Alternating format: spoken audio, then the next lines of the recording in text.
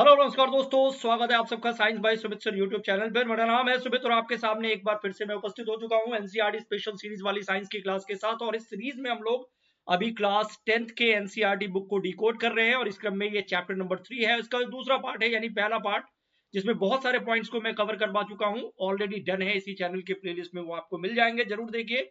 और आज जो बाकी बचे हुए पार्ट्स है मेटल नॉन मेटल्स के अंतर्गत, धातु और धातु के अंतर्गत, उसको मैं कवर करवाऊंगा क्योंकि कुछ पार्ट रह गया था प्रीवियस क्लास के अंदर। और आगे बढ़ने से पहले एक छोटा सा रिक्वेस्ट है आप सबसे, इस चैनल को सब्सक्राइब करना है जिसपे आप अभी ये क्लास देख रहे हैं, साइंस बाय सुमित सर। बहुत आसान है सब्सक्राइब करना, बस सब्सक्राइब को प्रेस कर देना है आपको और बेल आइकॉन ऑन कर देना है।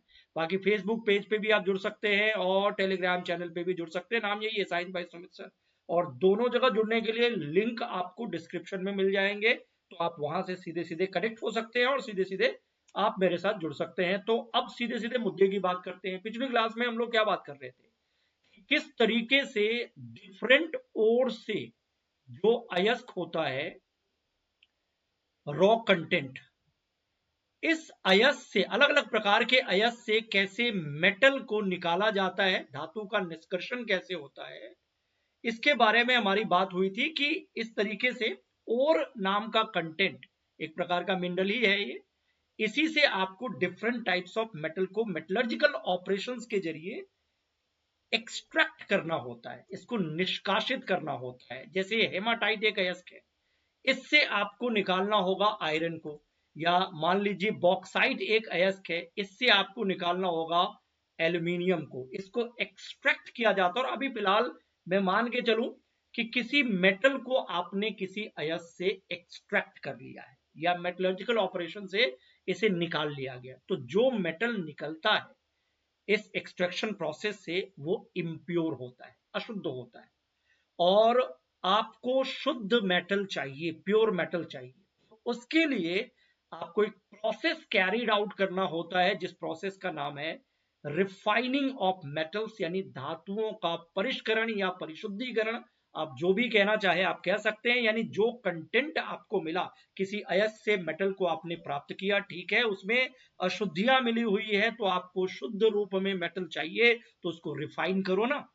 तो रिफाइन करने के लिए, धातु को शुद्ध करने के लिए, रिफाइन करने के लिए बहुत सारे तरीकों का उपयोग किया जाता है, जिसमें सबसे कॉमन एक तरीका जो बहुत पॉपुलर भी है वो आपको पढ़ना है, और इस टॉपिक में उसी का जिक्र किया गया है। तो यही बात यहां पे लिखी गई है कि ऊपर वर्णित विभिन्न अपचयन प्रक्रमों से प्राप्त धातुएं पूर्ण रूप से शुद्ध नहीं होती। यानी पिछली क्लास में जो हम लोग बात कर रहे थे ना, कि कैसे डिफरेंट टाइप्स के ओर से आपको कंटेंट प्राप्त होता है, ऑक्साइड मिलता है, ऑक्साइड को रिड्यूस करके आप मेटल प्राप्त कर लेते हैं। तो यही बात यहाँ पे लिखी हुई है कि जो आपने प्रोसेस कैरी आउट किया, रिडक्शन प्रोसेस कैरी आउट किया, आपको मेटल मिला, लेकिन that metal is not the pure metal, है ना।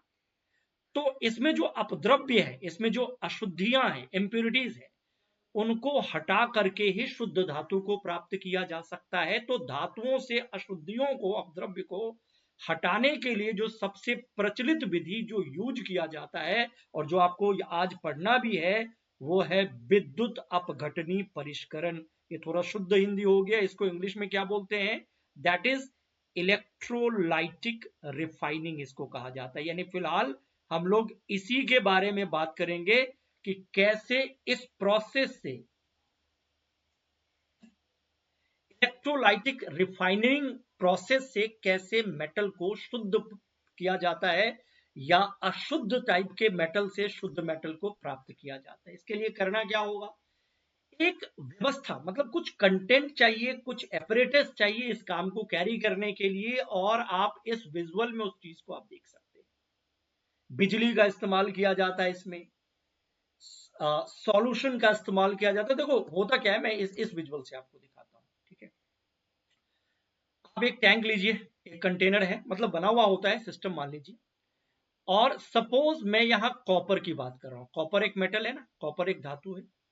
तो कॉपर जो आपको मिला है मेटलर्जिकल ऑपरेशन से, जो अशुद्ध है, इम्प्योर है, अब इसी से ये कॉपर आई है, तो आप इसको पी, मतलब प्योर कॉपर में कन्वर्ट करना चाहते हैं। तो इसके लिए आप इस प्रोसेस का इस्तेमाल कर रहे हैं, क्या, इलेक्ट्रोलाइटिक रिफाइनिंग, है ना।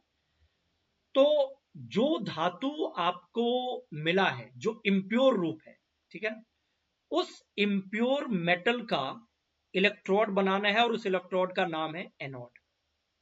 देखो, एनोड, अशुद्ध धातु का एनोड बनाओ और इसी का जो शुद्ध रूप है, कॉपर का एक शुद्ध रूप होता है ना, उसका कैथोड बनाओ। आप जानते हैं इसको बैटरी से कनेक्ट करना होता है, बैटरी में ये टर्मिनल, नेगेटिव टर्मिनल से कैथोड जुड़ा हुआ होता है और पॉजिटिव टर्मिनल से एनोड जुड़ा हुआ होता है, ठीक है ना। ये काम आपको करना है, अभी ध्यान रखना है, ये सब प्रश्न पूछे जा सकते हैं। एनोड किससे बनाना है? इम्प्योर मेटल से, ठीक है ना। जिस मेटल को आपको प्यूरिफाई करना है उसका इम्प्योर, और एक पतली सी स्ट्रिप लेनी है कैथोड उसी पदार्थ के प्योर रूप की। और लेमन लैंग्वेज में अगर मैं बात करूं तो यहाँ की जो धातु है ना कॉपर, यहां को मतलब इसको किसी तरीके से आपको यहां तक पहुंचाना है प्योर फॉर्म में, ऐसा ही करना है। और इसके लिए आपको करना क्या होगा, जिस मेटल का आपको प्यूरिफिकेशन करना है उसी का एक सॉल्ट सॉल्यूशन लेना, जैसे कॉपर है ना, कॉपर सल्फेट ले लो आप। कॉपर सल्फेट मतलब CuSO4, एसिडिफाई, ठीक है ना। तो ये ले लो, इसमें डालो, एक सॉल्यूशन ले लिया आपने CuSO4, आप इसने पूरी व्यवस्था आपने इस तरीके से कैरी कर दी और स्विच ऑन करो, बिजली प्रवाहित करो, इलेक्ट्रिसिटी पास करवाओ। इलेक्ट्रिसिटी जब पास आप करवाओगे तो क्या होगा, ये जो CuSO4 है ना, ये आयंस में टूटेंगे? बोलो हाँ, ऑब्वियसली टूटेंगे। देखो क्या लिखा है नीचे यहाँ पे, electrolytic refining of copper we are doing like these types of thing. The electrolyte is a solution of acidified copper sulfate. Copper sulfate, अम्लीय कॉपर, एसिडिफाइड कॉपर सल्फेट का सॉल्यूशन हम इलेक्ट्रोलाइट के रूप में यहां पे ले रहे हैं। और एनोड क्या है? The anode is impure copper, whereas the cathode is strip of pure copper. Pure वाला कैथोड और इम्प्योर वाला एनोड इलेक्ट्रॉन है, ये आपको ध्यान रखना है। On passing electric current, pure copper is deposited on the cathode. जब आप इलेक्ट्रिक करंट पास करवाते हो इस सॉल्यूशन से, तो कुछ ऐसा होता है जिससे प्योर कॉपर यहाँ कैथोड पर डिपॉजिट होता है। इसकी कहानी क्या है, इसको हिंदी में समझना है तो हिंदी में भी समझ लो, वही बात है जो मैंने आपको बताया, बेसिक बात है। बस यहाँ बिजली प्रवाहित करवाओगे तो क्या होगा, Cu2+ और SO4-, ये आयंस में टूट गए, ठीक है ना, क्लियर है। और जब आयंस में ये टूटते हैं ना, तो फिलहाल जैसे आप जानते तो है कि कैथोड पे नेगेटिव चार्ज और एनोड पे पॉजिटिव चार्ज, ठीक है ना। तो ये जो पॉजिटिव आयंस है, सल्फेट तो यही रहता है, सॉल्यूशन में रहता है, इसको छोड़ दो आप, ठीक है। ये जो Cu++ है ना, यानी ये पॉजिटिव चार्ज आयन जिसको हम कहते हैं, ये ऑब्वियसली किधर जाएगा, नेगेटिव, यानी कि इधर की तरफ, कैथोड की तरफ जाएगा। और यहां पे ये जो Cu2+ गया है ना, ये बेसिकली आप इसको क्या कह सकते हैं कि इलेक्ट्रॉन, ये प्लस चार्ज है, ये इलेक्ट्रॉन गेन करेगा और ये Cu में कन्वर्ट हो जाएगा। यानी यहां का Cu2+ कैथोड पे गया, इलेक्ट्रॉन गेन करके एक रिएक्शन हुआ, कॉपर में कन्वर्ट हो गया। और जितना यहां का ये Cu+ इधर गया ना, उतना ये वापस Cu+ इस सॉल्यूशन में इस साइड से, इधर से, मतलब एनोड वाले साइड से ये मिल गया, तो इसमें कॉन्सेंट्रेशन बना रहता है। यानी कुल मिलाकर के इधर का सॉल्यूशन का Cu2 इधर गया ना, तो फिर इसकी भरपाई कहां से हो जाती, यहां से, एनोड से। तो एक तरीके से देखा जाए तो ये एनोड वाला ही कॉपर आप इधर की तरफ ले जा रहे हो, है ना। तो ये एक प्रोसेस हो रहा है। और जो आपको स्ट्रिप मिला है ना, ये कैथोड के ऊपर, अब ये पतली स्ट्रिप है, धीरे धीरे मोटी होती जाती है, चौड़ी होती जाती है, क्योंकि इसके ऊपर कॉपर जमा होने लगता है। तो कॉपर आपको कैथोड पे इकट्ठा मिल जाएगा, और उसके बाद इसमें जो कॉपर था, एनोड में जो कॉपर था और उसके साथ जो अशुद्धियां थी, वो अशुद्धियां इसी सॉल्यूशन में आ जाएंगी। कुछ इंप्योरिटीज जो डिसॉल्व हो सकती है वो तो सॉल्यूशन में घुल गए, और कुछ जो डिसॉल्व नहीं होती है वो नीचे यहाँ पे जमा हो जाती है। इसको एनोड मड कहा जाता है। तो यहाँ पे ये इकट्ठा हो जाता है, ऐसे हम कह सकते हैं। तो ये प्रोसेस यूजुअली कैरिड आउट किया जाता है। अब इसमें एनोड पे क्या रिएक्शन हुआ है ये देखो, पहले कैथोड का देखो। पहला तो यही मैं बोलूंगा, क्योंकि कैथोड पे ही तो प्योर मेटल को इकट्ठा किया जाता है। तो सॉल्यूशन में जो कॉपर आयन था, ये कैथोड पे गया और इलेक्ट्रॉन ले करके कॉपर में कन्वर्ट हो गया। और एनोड पे क्या हो रहा है, एनोड पे इलेक्ट्रॉन आप क्या कह सकते हैं, लूज करके ये इलेक्ट्रॉन को लूज करके उसी सॉल्यूशन में ये Cu2+ को छोड़ देता है। मतलब ये वाला जो प्रोसेस था, यहां से Cu2+ इधर आ रहा है और इधर का Cu2+ इधर जाकर के Cu में कन्वर्ट हो रहा है। तो कैथोड पे एक रिएक्शन हो रहा है और एनोड पे दूसरा रिएक्शन हो रहा है। ये अगर पूछा जाए आपसे तो आराम से बता सकते हैं। तो कैथोड पे ये आयन इलेक्ट्रॉन ले करके कॉपर में कन्वर्ट हो रहा है और एनोड पे ये कॉपर जो है ये इलेक्ट्रॉन लूज करके आयन में कन्वर्ट हो रहा है। तो इस तरीके से कैथोड पे इकट्ठा किया गया कंटेंट आपका प्योर मेटल होता है। तो ये पॉइंट यहां जो अभी मैंने बोला है, ये यहाँ पे ये बात लिखी गई, तो आप इसको देख लो। विद्युत अपघटनी परिष्करण, इंग्लिश में क्या बोलते हैं इसको, electrolytic refining. Many metals such as copper, zinc, tin, nickel, silver, gold, etc. are refined electrolytically। यानी बहुत सारे एग्जांपल आपके सामने हैं, कॉपर, जिंक, टिन या गोल्ड, सिल्वर, इन सब को आप इसी प्रोसेस से रिफाइन करके, मतलब इसी तरीके से शुद्ध कर सकते हो, शुद्ध रूप में प्राप्त कर सकते हो। ठीक है ना। और आपसे पूछा जा सकता है कि जो धातु प्राप्त होता है उसका शुद्ध रूप आपको किधर से मिलता है, किस पे वो इकट्ठा होता है, एनोड पे या कैथोड पे। तो आप कहेंगे एनोड जो हम लोग बनाते हैं वो अशुद्ध रूप से बनाते हैं और कैथोड उस धातु का शुद्ध रूप होता है और उसी पे शुद्ध धातु इकट्ठा होता रहता है। तो कैथोड पे इकट्ठा होता है, ये भी प्रश्न है। इस प्रक्रम में जो भी मैंने बोला वही बात यहाँ पे लिखी हुई है कि इस प्रक्रम में अशुद्ध धातु को एनोड तथा शुद्ध धातु की पतली परत को कैथोड बनाया जाता है। इलेक्ट्रोड में इम्प्योर वाले से एनोड बनाओ और प्योर पतली स्ट्रिप के रूप में कैथोड बना लो और वही कैथोड धीरे धीरे मोटा होता जाएगा। ठीक है ना, चौड़ा होता जाएगा, उस पर जब नया मेटल जमा होगा तो, है ना।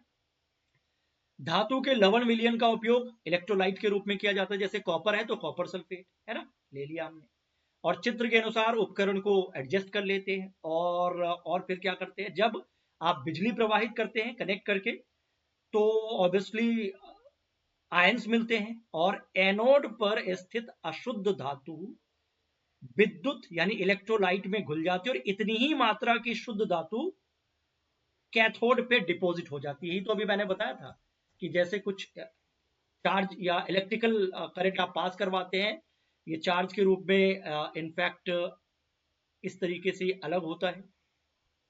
सल्फेट तो इधर ही है बट ये इधर गया और इतनी मात्रा में ये इधर वापस डिसॉल्व हो गया, तो इधर का इधर ये जाता रहता है, जाता रहता है। तो यही बात यहाँ पे लिखी हुई है और इस तरीके से आप इसको प्राप्त कर सकते हैं। विलय अब ये चीज अगर मिल गया, कॉपर का स्ट्रिप मान लीजिए जो कैथोड है वो चौड़ा हो रहा है और आपको कॉपर मिल गया शुद्ध रूप में, तो जो एनोड के साथ इंप्योरिटीज कनेक्टेड है वो इंप्योरिटीज कहाँ जाती है, तो जो डिसॉल्व इंप्योरिटीज है, विलय अशुद्धियां, ये सॉल्यूशन में मिल जाती है और जो अनडिसॉल्व है, जो मिल नहीं सकती है सॉल्यूशन में, वो नीचे में एक गाद के रूप में जमा हो जाता है। उसी को हम एनोड फंक या एनोड मड के तौर पर जानते हैं। तो ये बात लास्ट में लिखी गई है, the soluble impurities go into the solution, जो घुल जाएगा सॉल्यूशन में वो तो सॉल्यूशन में चला गया, और कुछ ऐसे भी होते हैं ना इंप्योरिटीज जो नहीं घुल सकते तो वो नीचे बैठ जाएगा। तो insoluble impurities settle down at the bottom of the anode are known as anode mud, इसी को कहा जाता है। तो ये प्रोसेस है, बहुत मुश्किल नहीं है, आसान है, समझ सकते थे और हमने इसको समझ लिया है। तो ये पहली चीज है जो पिछले क्लास में हम लोग डिस्कस नहीं कर पाए थे, अभी आपको ये समझ में आ गया होगा। खास करके ध्यान रखिए कैथोड पे क्या होता है, एनोड पे क्या होता है, किस फॉर्म का इलेक्ट्रोड एनोड होता है और किस फॉर्म का कैथोड होता है, मतलब प्योर फॉर्म या इम्प्योर फॉर्म। ये सब चीजें अगर दिमाग में आपने सेट कर लिया अभी के अभी, जो कि आराम से आप सेट कर सकते हैं, तो इसके क्वेश्चन आप आराम से कर सकते हैं। ठीक है ना। अब थोड़ा एक स्टेप और आगे बढ़ जाते हैं, मेटेलिक कोरोजन की बात कर ले। संक्षारण, धातु की गुणवत्ता का किसी कारण से क्षय होना, मेटेलिक कोरोजन इसको कहा जाता है।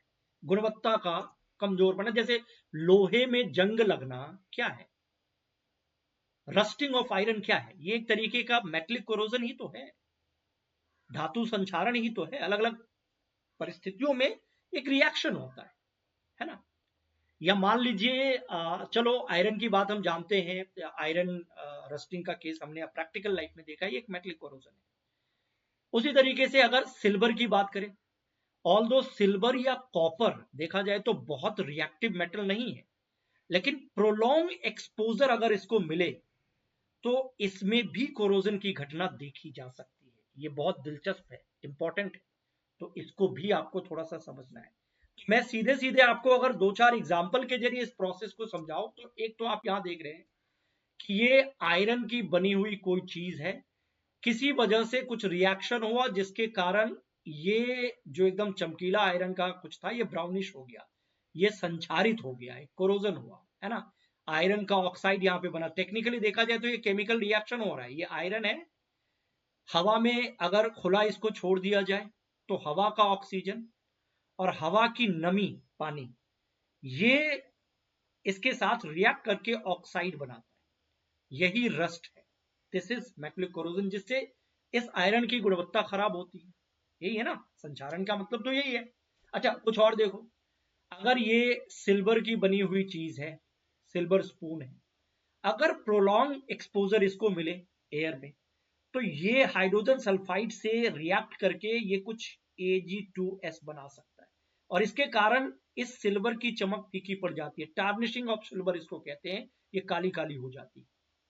ये भी कोरोजन का ही एक एग्जांपल है। ऑल्दो तीसरा वाला विजुअल आप देखो, ये तो पहला हो गया, ये दूसरा हो गया, तीसरा देखो, ये कॉपर की बनी हुई कोई चीज है। कॉपर, सिल्वर, ये सब कम रिएक्टिव है, लेकिन प्रोलॉन्ग एक्सपोजर में इसमें भी प्रॉब्लम हो सकती है।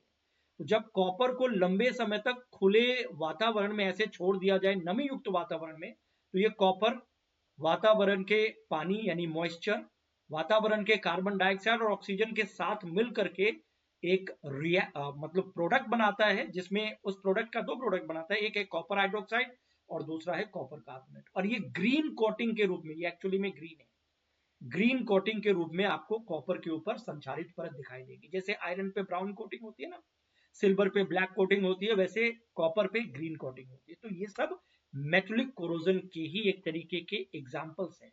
इसीलिए, और इसके बारे में थोड़ी बहुत बातचीत हम लोग शुरू के क्लास में भी कर चुके हैं, इसीलिए ये बात यहाँ पे लिखी हुई है कि मेटलिक कोरोजन अध्याय 1 में आप इन सब बातों को अध्ययन कर चुके हैं। जैसे कि खुली वायु में कुछ दिन छोड़ देने पर सिल्वर की वस्तुएं काली हो जाती है। यस, क्यों? सिल्वर का वायु में उपस्थित सल्फर के साथ अभिक्रिया कर सिल्वर सल्फाइड की परत बनाने के कारण ऐसा होता है। मतलब वी कैन से दैट कि ये ऐसा हो सकता है, ठीक है ना। इसके अलावा, ये इसको छोड़ दीजिएगा, इसके अलावा कॉपर वायु में उपस्थित आर्द्र कार्बन डाइऑक्साइड के साथ अभिक्रिया करता है, जिससे इसकी सतह भूरे रंग की चमक धीरे धीरे, इसकी सतह से भूरे रंग की चमक, कॉपर वाली भूरे रंग की चमक खत्म हो जाती है और हरे रंग की एक परत चढ़ जाती है। जो ये हरा पदार्थ क्या है? बेसिक कॉपर कार्बोनेट का होता है। एक तरीके से देखो, दो चीजें बनती है ना, कॉपर कार्बोनेट और कॉपर हाइड्रोक्साइड। ये भी एक प्रश्न है। सिल्वर में क्या बनता है? Ag2S, ये भी एक प्रश्न है। आयरन में क्या बनता है? Fe2O3, ये भी एक प्रश्न है। तो ये सब रिएक्शन भी अपने आप में प्रश्न है।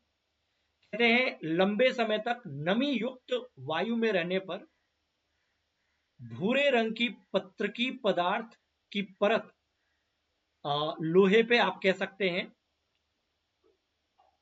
ब्राउन कलर का एक लेयर आ जाता है, जिसको हम रस्ट कहते हैं। आयरन जब लंबे समय तक इसे खुले वातावरण में एक्सपोज कर दिया जाए तो, ठीक है ना। सो ये भी एक कोरोजन का एक एग्जाम्पल है। तो अलग अलग एग्जाम्पल हो सकते हैं, जिसमें रस्टिंग ऑफ आयरन सबसे कॉमन एग्जाम्पल है, आप ऐसे कह सकते हैं। लेकिन सवाल ये भी है कि लोहे पे जंग लगने की प्रक्रिया, जो कि एक मेटलिक कोरोजन की प्रक्रिया है, ये किन परिस्थितियों में होती है? जंग लगने के लिए आदर्श परिस्थितियां क्या है, ठीक है ना। और कैसे जंग लगने की इस प्रक्रिया को रोका जा सकता है, ये भी आपको समझना होगा, ध्यान रखना होगा। जैसे एक एक्टिविटी देखो आप, एक कंटेनर ए है, दूसरा बी है, तीसरा सी है। देखो क्या हो रहा है यहाँ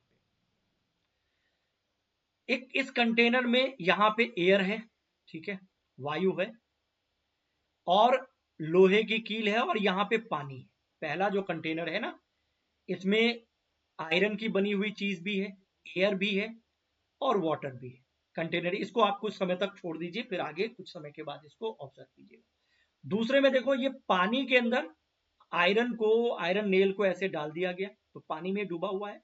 लेकिन ऊपर जो है ना, यहाँ पे ऑयल दे करके एयर कांटेक्ट को बंद कर दिया गया। ऑयल इसके ऊपर एक परत के रूप में आ गया और एयर इसके ऊपर है, तो अंदर अब एयर नहीं है, नो एयर। और तीसरे में क्या करना है, पानी वानी नहीं है बल्कि खाली सी ये एक कंटेनर है, पात्र है, इसमें आयरन रखा आपने, आयरन के नेल को, और एनहाइड्रस कैल्शियम क्लोराइड एक ड्राइंग एजेंट होता है, इसको आपने थोड़ा सा डाल दिया ताकि इसके अंदर थोड़ी बहुत भी नमी हो ना, मॉइस्चर हो ना, तो ये इसको अवशोषित कर लेने, एकदम से मॉइस्चर खत्म कर देना है इसमें। पहले कंडीशन में क्या था, एयर है, एयर में नमी भी है और पानी भी है, ये कंडीशन। दूसरे में पानी के अंदर ये कील डूबी हुई है, ठीक है, और एयर कांटेक्ट खत्म। और तीसरे में मॉइस्चर, एयर सब कुछ खत्म, मतलब हवा है यहाँ पे बट इसमें मॉइस्चर नहीं है, क्योंकि कैल्शियम क्लोराइड से जो भी मॉइस्चर था उसको आपने खत्म करवा दिया, मतलब एक तरीके से एब्जॉर्ब करवा दिया। तो अब किन परिस्थितियों में इसमें जंग लगने वाला है, और जंग लगने के लिए क्या होना चाहिए भाई साहब, ये देखो, जंग लगने के रासायनिक अभिक्रिया में भी हमने देखा, पानी, मॉइस्चर, एयर, एयर में मॉइस्चर जरूर होना चाहिए, सिर्फ एयर से काम नहीं चलेगा, है ना। तो आप ये जो तीनों एक्सपेरिमेंट कर रहे हो, आप देखो इसमें क्या लिखा गया है कि परख नली बी में उबलता हुआ आसवित जल डालकर उसमें 1 ml तेल मिला दीजिए और कॉर्क को बंद कर दीजिए, ठीक है ना। तेल जल पर तैरने लगेगा एवं वायु को जल में मिलने से रोक देगा, पानी में वायु को मिलने से रोक देगा, ठीक है ना। और परख नली ए में क्या था, परख नली ए में थोड़ा सा पानी डालिए और कॉर्क से बंद कर दीजिए। तो परख नली ए में जो था, मतलब पानी भी है और एयर भी है, और पानी में एयर डिजोल्व भी है, ऐसे समझ लो। दूसरे में आपने तेल डाल करके एयर को डिजोल्व होने से रोक दिया, और तीसरे में तो कुछ भी नहीं है, पानी नहीं है, एयर है लेकिन एयर का मॉइस्चर ही नहीं है, आपने कैल्शियम क्लोराइड डाल दिया जिससे उसकी नमी सूख गई। अब ये भी प्रश्न है कि एनहाइड्रस एजेंट के रूप में किसका इस्तेमाल किया जा सकता है, अब ये ध्यान रखो, कैल्शियम क्लोराइड आप ये नमी को अब्सॉर्ब कर लेता है, ठीक है। जब आप इन सारी चीजों को ऑब्जर्व करोगे, ये कैरी करके कुछ दिनों के बाद इसको ऑब्जर्व करोगे ना, तो आप देखेंगे कि ए वाला जो कंडीशन है, परख नली या बीकर जो ए था ना, उसमें जो लोहे की कीले है ना, उस पर जंग तो लग गया, लेकिन बी और सी पर जंग नहीं लगा, क्योंकि ए में वो कंडीशंस उपलब्ध है, बी और सी में वो कंडीशंस उपलब्ध नहीं है। परख नली या बीकर ए की कील वायु एवं जल दोनों के संपर्क में रहती है, और परख नली या बीकर ए की कील केवल जल के संपर्क में रहती है, एवं मतलब ये बी की बात हो रही है, बी केवल जल के संपर्क में रहती है और सी कील शुष्क वायु के संपर्क में रहती है। तो बी और सी में जंग नहीं लगा, लेकिन ए में लग गया, है ना। तो पानी, मॉइस्चर, मॉइस्ट एयर, ये दोनों होना जरूरी है। आपने दूसरे वाले केस में पानी रखा लेकिन एयर कांटेक्ट खत्म कर दिया तेल डाल के ऊपर, है ना। तीसरे वाले केस में तो पानी था ही नहीं, और जो भी हवा में नमी होने के चांसेस तो उसको कैल्शियम क्लोराइड से आपने अब्सॉर्ब करवा दिया, एकदम ड्राई एयर बना दिया। तो तीसरे वाले केस में भी नहीं जंग लगा। तो जंग लगने की ये कंडीशन है, ये परिस्थितियां है, ठीक है। और आप जानते हैं कि जंग लगने से मेटल की गुणवत्ता खराब होती है ना। तो ऐसी स्थिति में उससे बचाव के लिए क्या, जब जंग लग गया तब तो खैर वो अलग कंडीशन हो गया, है ना, उसकी क्वालिटी कॉम्प्रोमाइज हो गई। लेकिन कुछ ऐसे प्रयास किए जाते हैं जिसके आधार पर आप कह सकते हैं कि किसी मेटल या मेटल से बनी हुई चीजों को कंपैरेटिवली जंग रोधी कंटेंट में कन्वर्ट कर रहे हैं आप। हालांकि पूरी तरीके से जंग से एकदम से सुरक्षा नहीं किया जा सकता है, लेकिन जंग लगने की प्रक्रिया को आप स्लो कर सकते हैं, और यही आपके हाथ में है। जैसे मान लीजिए लोहे की बनी हुई चीज है, उस पर अच्छी तरीके से पेंट लगा दीजिए। अगर आपने अच्छे से पेंट लगा दिया, ये लोहे की बनी हुई चीज है, तो कहीं ना कहीं आयरन के ऊपर आपने कोई नया पदार्थ का कोट लगा दिया, तो आयरन का संपर्क किससे टूट गया, एयर से टूट गया, मॉइस्चर से टूट गया। तो कम से कम उस तरीके का संपर्क तो नहीं रहा ना। अगर खुले आयरन की चीज को ऐसे आप छोड़ देते तो ये तो सीधे एयर, मॉइस्चर, पानी इन सब से संपर्क में आ जाता है, लेकिन आपने पेंट लगा दिया, तो कहीं ना कहीं आपने इसको प्रिवेंट करने का प्रयास किया। आपने सुना होगा कि आयरन से बनी हुई चीजों के ऊपर एक दूसरा मेटल होता है जिंक, जिंक का कोट लगा दिया जाता है। इस प्रोसेस को गैल्वेनाइजेशन कहते हैं। आयरन का ही एक रूप होता है स्टील, आयरन में कार्बन मिला करके स्टील बनाते हैं, और उसको जिंक में डाल करके उसके ऊपर जिंक का कोट लगा दिया जाता है। इससे ना लोहा जंग रोधी लोहा में कन्वर्ट हो जाता है। इस प्रोसेस को, जिंक के कोट लगाने की प्रक्रिया को गैल्वेनाइजेशन कहते हैं, जस्तीकरण कहते हैं, कभी कभी पूछ देते हैं। तो देखो पेंट से सुरक्षा मतलब कोरोजन से सुरक्षा के लिए तो एक तो पेंट कर सकते हैं, इवन तेल लगाकर, ग्रीस लगाकर, और यशद लेपन मतलब गैल्वेनाइजिंग। यही अभी मैंने बोला कि लोहे की वस्तुओं पर जस्ते की परत चढ़ाकर आप ऐसा कर सकते हैं। इवन क्रोमियम का लेप करके भी ऐसा कर सकते हैं, एनोडीकरण या मिश्र धातु बना करके भी आप जंग से इसको बचा सकते हैं। मिश्र धातु बनाने का मतलब जैसे आपने स्टेनलेस स्टील के बारे में सुना होगा, पहले तो आयरन में कार्बन मिला करके स्टील बनाया जाता है और कुछ और चीज उसमें मिला दे तो वो कैटेगरी इस एक स्पेशल स्टील का कैटेगरी बन जाता है और वो जंग रोधी एक तरीके से पदार्थ बन जाता है। आपने शायद ये बात सुनी होगी और ये आपको याद भी रखना है। देखो, लोहे एवं स्टील को जंग से सुरक्षित रखने के लिए उन पर जिंक की पतली परत चढ़ाया जाता है और इस विधि को हिंदी में यशद लेपन कहते हैं। So this is in English, this is called galvanization. So galvanization is a method of protecting steel and even iron from rusting by coating them with a thin layer of zinc, right? जस्ते की परत नष्ट हो जाने के बाद भी यशद लेपित वस्तु जंग से कहीं ना कहीं सुरक्षित रहती है। इसका कारण आप जानते हैं, आयरन मतलब इस कोट ने एक तरीके से कांटेक्ट कट आउट कर दिया है, एक तरीके से आयरन और एयर के बीच में, मॉइस्चर के बीच में, ये बीच में आ गया, तो इसी वजह से सुरक्षित रहता है ना। इसके अलावा अलॉइंग वाला भी एक केस हमने देखा था, जैसे स्टेनलेस स्टील की हम बात करते हैं तो उसको द जंग रोधी कैटेगरी में रखा जाता है, उसमें जंग इतनी आसानी से नहीं लगता है। और इस तरह के प्रोसेस को जिसमें एक मेटल में दूसरे मेटल के कुछ पोर्शन को मिलाया जाता है, कुछ अनुपात में उसको मिलाया जाता है, इससे अलॉय बनता है, मिश्र धातु बनते हैं और इस प्रोसेस को अलॉइंग कहते हैं। So alloying is a very good method of improving the properties of metal. इस विधि में हम क्या करते हैं, अगर एक मेटल है हमारे पास, उसमें किसी दूसरे मेटल के कुछ हिस्से को मतलब कुछ परसेंटेज को मिलाते हैं और उससे एक नई चीज जो बनती है उसकी गुणवत्ता पहले से बिल्कुल अलग हो जाती है।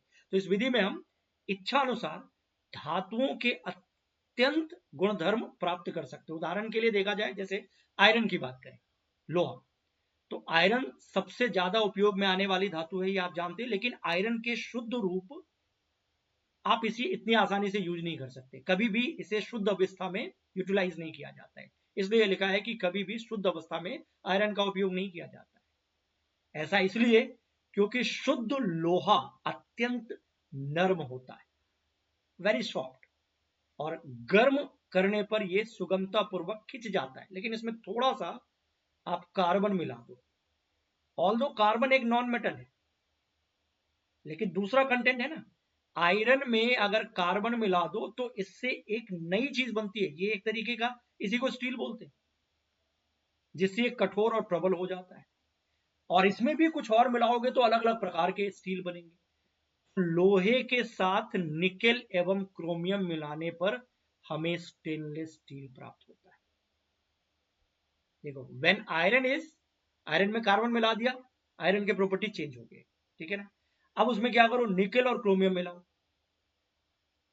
तरीका है इसका अपना मिलाने का, मोल्टन स्टेट में मिक्स किया जाता है, एक खास परसेंटेज के हिसाब से मिलाया जाता है, वो सब अपना साइंस है। तो जब आप ऐसा करोगे तो उससे जो स्टील मिलेगा ना, उस स्टील को कहेंगे स्टेनलेस स्टील। आयरन में कार्बन, स्टील, बट उसमें आपने क्रोमियम और निकल, ये भी पूछे जाते हैं, स्टेनलेस स्टील में क्या होता है, क्या मिलाया जाता है बाहर से, तो क्रोमियम निकल,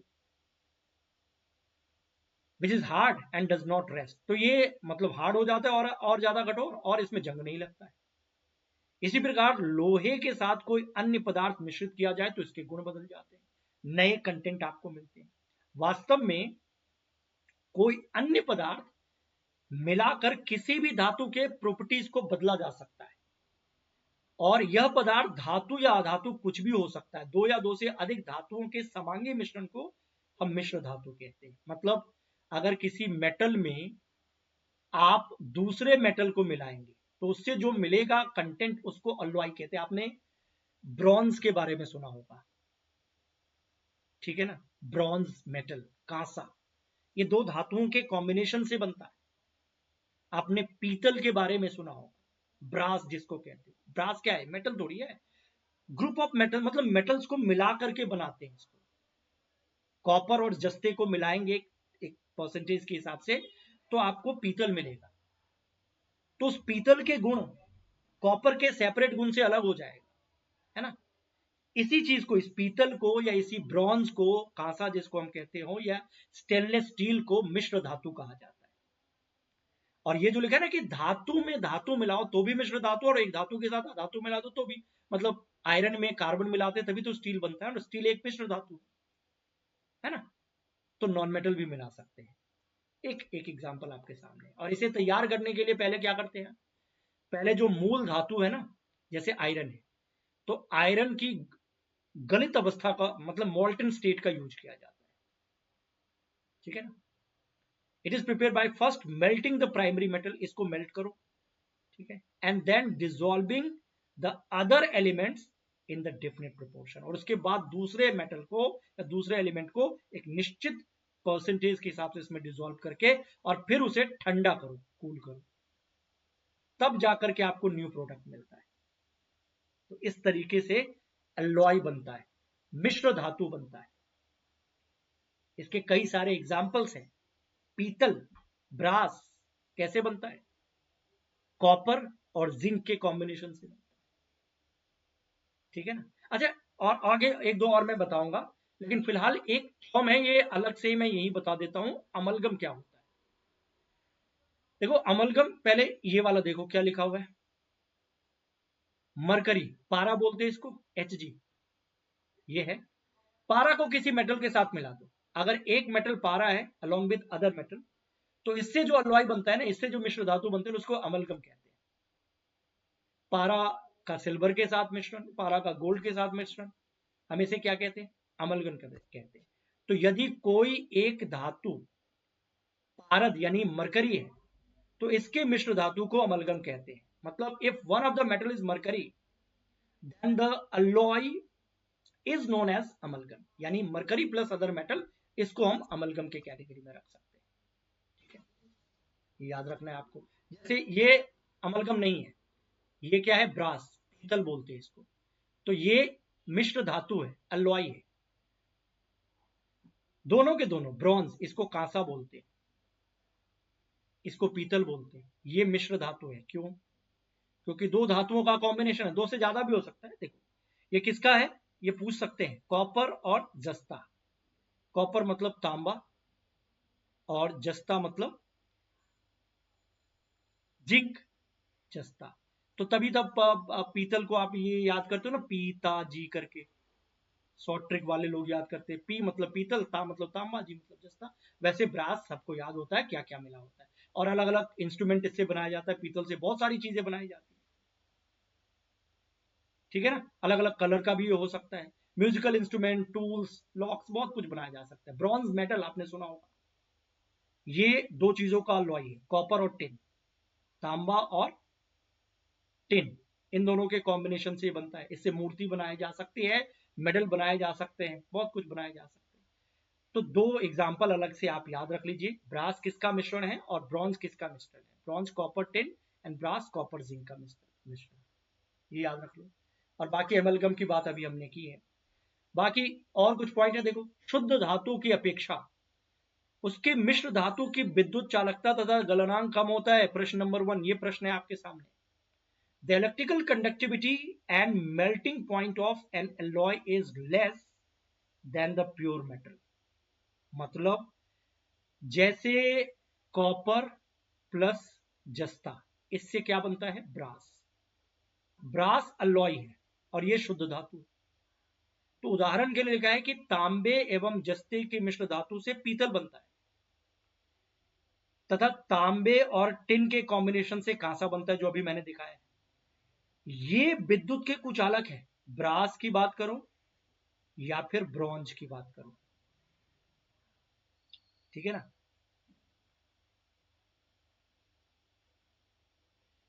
क्या लिखा हुआ है, not good conductor, these are not good conductor although बिजली का तार कॉपर से बनाया जाता है। यानी कॉपर अगर अकेले है तो अच्छा कंडक्टर, लेकिन कॉपर जस्ता के साथ मिलाकर के एक नया चीज बना दे तो वो उतना अच्छा कंडक्टर नहीं, ठीक है ना। तो यही पॉइंट तो यहां पे लिखा है कि शुद्ध धातु की अपेक्षा उसकी मिश्र धातु की विद्युत चालकता और इवन गलनांक मेल्टिंग पॉइंट भी कम होता है। ठीक है ना, जितना कॉपर का मेल्टिंग पॉइंट होगा उतना ही ब्रास का नहीं होगा, जितना जिंक का होगा उतना ही नहीं होगा, उससे कम होगा। सीसा और टिन, ये लेड और टिन जो है इसको मिला करके आप सोल्डर बनाते हो और इसका गलनांक काफी कम होता है। इसका उपयोग विद्युत तारों की परस्पर वेल्डिंग के लिए किया जाता है, तारों को जोड़ने के लिए किया जाता है। तो सोल्डर किससे बनता है, ये भी एक प्रश्न है, आपसे पूछा जा सकता है। इसलिए मैंने कहा कि अगर ए प्लस बी को मिला करके आप सी बनाते हैं तो सी के प्रॉपर्टी ए के इंडिविजुअल प्रॉपर्टी या बी के इंडिविजुअल प्रॉपर्टी से अलग हो जाता है। तभी तो आयरन में अगर आप कार्बन मिला देते हो तो स्टील बनता है और उस स्टील के गुण आयरन से अलग हो जाते हैं। ठीक है ना, ये पॉइंट आपको ध्यान रखना है। इसके अलावा एक दो और पॉइंट है जो इसमें रह गया है। जैसे गोल्ड की अगर हम बात करते हैं, गोल्ड प्रीशियस मेटल में इसको काफी महत्व दिया जाता है, इससे ऑर्नामेंट वगैरह बनाया जाता है और हमारे प्रैक्टिकल लाइफ में इसका बड़ा इंपॉर्टेंस है। कहते हैं ना 24 कैरेट जो गोल्ड होता है ना 24C, ये 100% प्योर होता है, सबसे शुद्ध होता है, यही होता है ना। लेकिन ये एक्चुअली में ऑर्नामेंट या गहना बनाने के लिए उपयुक्त नहीं है। 100% प्योर गोल्ड जो 24 कैरेट का होता है ना, ये ब्रिटल होता है, काफी नर्म होता है, तो आभूषण बनाने के लिए इसे उपयुक्त नहीं कहा जा सकता है। तो इसमें ना कुछ मिलाना पड़ेगा आपको, ऐसी चीज थोड़ा बहुत, ज्यादा मिलाओगे तो फिर तो वो घटिया हो जाएगा सोना।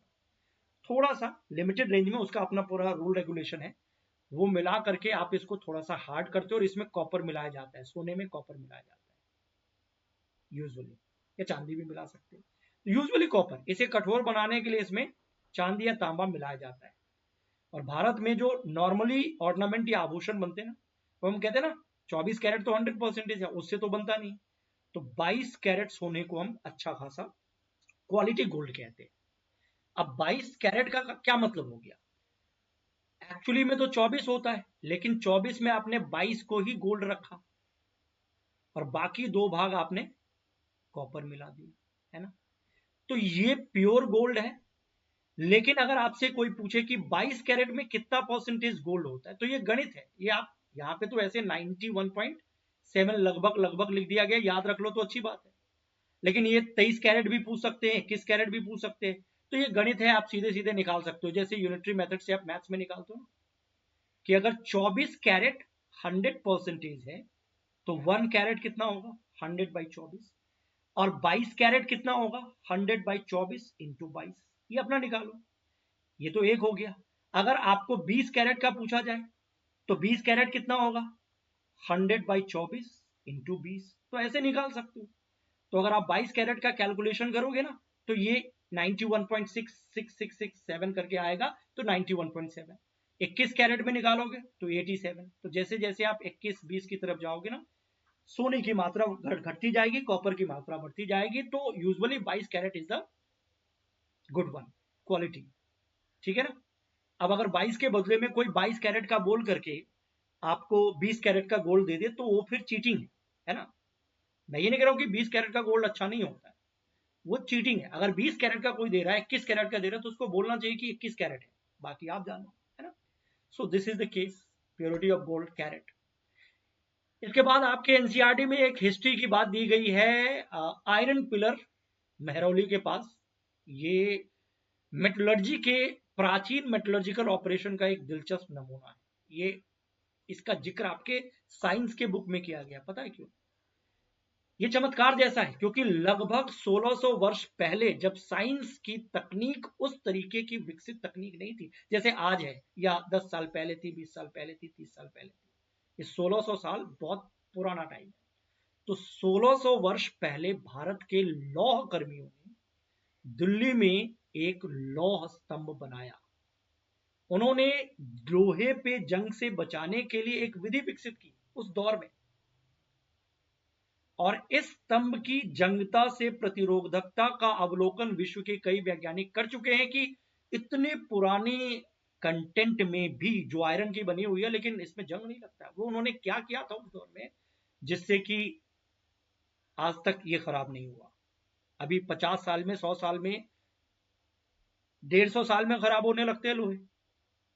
और ये 1600 साल पहले अगर ऐसा कुछ हुआ था तो निश्चित ही अद्भुत चीज है। यह स्तंभ कुतुब मीनार के पास है, 8 मीटर ऊंचा, और इसका वजन 6000 किलोग्राम के आसपास है। तो यह आश्चर्यजनक है। खैर, इसके बारे में अभी बहुत ज्यादा आपको इस केस में नहीं पढ़ना है, बट ये है तो है, ठीक है ना। कुछ ने कुछ तो किया होगा उन्होंने ना। अब गैल्वेनाइजेशन वगैरह तो उस दौर में तो थी नहीं ये चीजें। अब ये क्या किया था, कैसे किया था, ये एक साइंस है अपने आप में। तो ये चमत्कार जैसा है, ठीक है ना। बहुत लोग जानने की कोशिश करते हैं, बहुत लोगों को इसका आइडिया जानना है कि क्या हुआ था उस टाइम में। खैर, फिलहाल अद्भुत है ये। और अद्भुत ये है कि आपने इस सेशन को देखा। लाइक करो, अभी खत्म नहीं हुआ सेशन। लाइक करो सभी लोग। जिन्होंने लाइक कर दिया थैंक यू वेरी मच, जिन्होंने शेयर कर दिया very much thank you. Share भी करना है। और जुड़ना कहाँ है? फेसबुक, यही है science by Sumit sir page है। Telegram channel science by Sumit sir, YouTube channel पे तो आप देख ही रहे, बस सब्सक्राइब कर लेना इसको, इस पेज को फॉलो करो, इसको ज्वाइन करो, सब जगह से कनेक्ट हो जाओ। कुछ ना कुछ आपको सब जगह से मिलता रहेगा कंटेंट के तौर पर, ठीक है जी।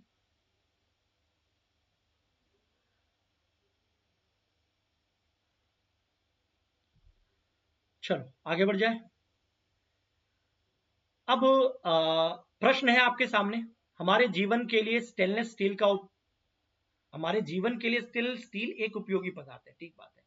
Stainless steel is very useful material for our life. हाँ है। स्टेनलेस स्टील में आयरन को किन के साथ मिश्रित किया जाता है? मतलब स्टील है तो आयरन कार्बन होगा ही, बट वो कौन से और दो मेटल है, M1 M2, अभी इसका जिक्र मैंने किया था, जिसको मिला करके स्टेनलेस स्टील बनाया जाता है और ये एक कठोर पदार्थ, जंग रोधी पदार्थ बन जाता है। तो आपको ये याद होगा, कहां से आप इसको निकाल सकते हो, देख लो ये विजुअल इधर कहीं ना कहीं तो था, और वहीं से ये प्रश्न आया है। तो एक एक लाइन अपने आप में इंपॉर्टेंट है। आई डोंट नो किधर गया, नहीं इधर होगा।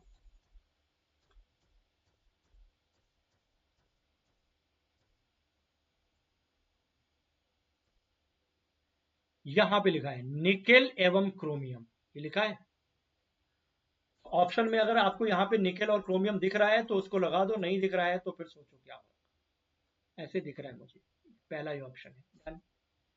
दूसरा, किसी पतली परत के लेपन के द्वारा आयरन को जंग से बचाने के लिए गैल्वेनीकरण एक प्रोसेस है। Galvanization is a method of protecting iron from rusting by coating with a thin layer of what? Gallium, aluminium, zinc, silver. सबको पता है जिंक की पतली परत को आप लगाते हो, ठीक है। तो दूसरा प्रश्न ये हो गया। तीसरा है कि वायु में लंबे समय तक उद्भासन से सिल्वर की वस्तुएं काली हो जाती, इसको हम टार्निशिंग ऑफ सिल्वर कहते हैं। प्रोलॉन्ग एक्सपोजर, अगर लंबे समय तक छोड़ दिया जाए तो वो क्या बनता है? वो एक सिल्वर वाला शुरू में ही आपको रिएक्शन दिखाया था, आयरन का भी रिएक्शन दिखाया था, सिल्वर का भी और कॉपर का भी। तो तीनों रिएक्शन आपको याद रखना है, और इसमें क्या बनता है, क्या पहला वाला, दूसरा वाला, तीसरा, चौथा क्या बनता है। तो अगर आप उस रिएक्शन को गौर से देखेंगे तो ऑब्वियसली आपको ये वाला आंसर मिलेगा। ये बनता है टार्निशिंग ऑफ सिल्वर का, ये केस है, अभी अभी जस्ट बताया था। और बात तो इसके ऊपर भी की हमने कि जब इलेक्ट्रोलाइटिक सेल के जरिए आप अभी आपने एक देखा ना इलेक्ट्रोलाइटिक रिफाइनिंग प्रोसेस। तो इलेक्ट्रोलाइटिक रिफाइनिंग प्रोसेस में जो इलेक्ट्रोड होते हैं, मेटल का जो इलेक्ट्रोड होता है, स्ट्रिप, अभी आपने देखा, एक होता है कैथोड जो डैश टर्मिनल से जुड़ा हुआ होता है, मैं नहीं बोलूंगा, ये आपको सोचना है। और दूसरा होता है एनोड। और हमने अपने रिफाइनिंग प्रोसेस में भी देखा था कि इम्प्योर मेटल एनोड से बनाते हैं और प्योर मेटल कैथोड, और कैथोड पे ही प्योर मेटल इकट्ठा होता है जिससे कैथोड की स्ट्रिप चौड़ी होती जाती है, ठीक है ना। वो अपनी जगह पे। सवाल ये है कि ये किससे जुड़ा हुआ है और ये किससे जुड़ा हुआ है। तो पॉजिटिवली चार्ज कैथोड हो नहीं सकता है, कैथोड हमेशा नेगेटिव टर्मिनल और एनोड पॉजिटिव टर्मिनल से जुड़ा हुआ होता है। तो पॉजिटिवली एनोड और नेगेटिवली कैथोड, ये दिख रहा है नेगेटिव, ये हो नहीं सकता है। मतलब तीसरा और चौथा सही है, तो तीसरा और चौथा बी ऑप्शन के साथ जाएगा, तो इसलिए इसका यही आंसर लगा दो। और जिंक के विद्युत परिष्करण के दौरान ये किस पे इकट्ठा होता है। देखो हमने कॉपर की बात की है, जिंक की बात की है, ऐसे मतलब कॉपर का तो मैंने एग्जाम्पल बताया और उसी दौरान कुछ और मेटल का नाम लिखा हुआ था। और जब आप इसको शुद्ध रूप में प्राप्त करना चाहते हैं तो किस पे प्राप्त किया जा सकता है, किस पे प्योर मेटल को प्राप्त किया जा सकता है। तो डिपॉजिट प्योर मेटल को कहां पर प्राप्त करेंगे, ऑब्वियसली कैथोड पे करते हैं, सोचने की जरूरत ही नहीं है, ये सब हम लोग डिस्कस कर चुके हैं और ये चीज आपको ध्यान में रखनी है और इसके बारे में पिछली क्लास में मैंने आपको बताया है। तो इसका आंसर आपको ही देना है और इस पिछली क्लास का लिंक आपको इसी क्लास के डिस्क्रिप्शन में मिल जाएगा।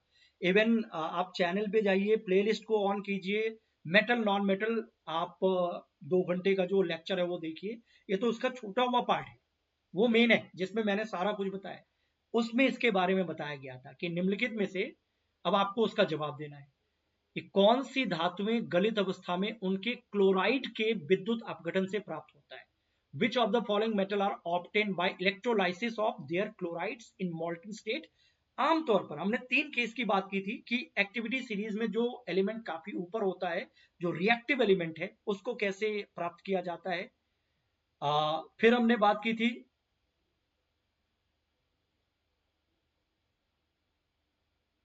ठीक है, फिर हमने बात की थी जो मीडियम में आता है वो, और फिर जो नीचे की तरफ एक्टिविटी सीरीज में आता है उसको कैसे एक्सट्रैक्ट किया जाता है। तो जब electrolysis of chloride in their molten state की हमने बात की थी, तो हमने ये बात की थी कि लिटरली जो एक्टिविटी सीरीज में ऊपर के एलिमेंट होते हैं ना, सोडियम पोटेशियम वगैरह या कैल्शियम, उनको इस रूप में प्राप्त किया जाता है। तो यहाँ सोडियम और कैल्शियम है, बाकी ये दोनों नहीं, ठीक है ना, इसके लिए अलग है। तो पहला और दूसरा जिस विकल्प के साथ ये जाएगा वो डी विकल्प है और इसी के साथ ये आंसर आ जाएगा। ये हमने पिछली क्लास में देखा था। तो कुल मिलाकर के ये वाला टॉपिक डन हो गया, पूरा का पूरा कंप्लीट हो गया। अगली क्लास में हम चैप्टर 4 के ऊपर बात करेंगे, तो कनेक्ट रहिए, ऑलवेज सेशन को देखते रहिए, सीखते रहिए, आगे बढ़ते रहिए। मिलते हैं आपसे अगली क्लास में। सेशन को लाइक करना है, चैनल सब्सक्राइब करना है, ये सब काम आपको लगातार करते रहना है। फिलहाल के लिए ओके, बाय बाय।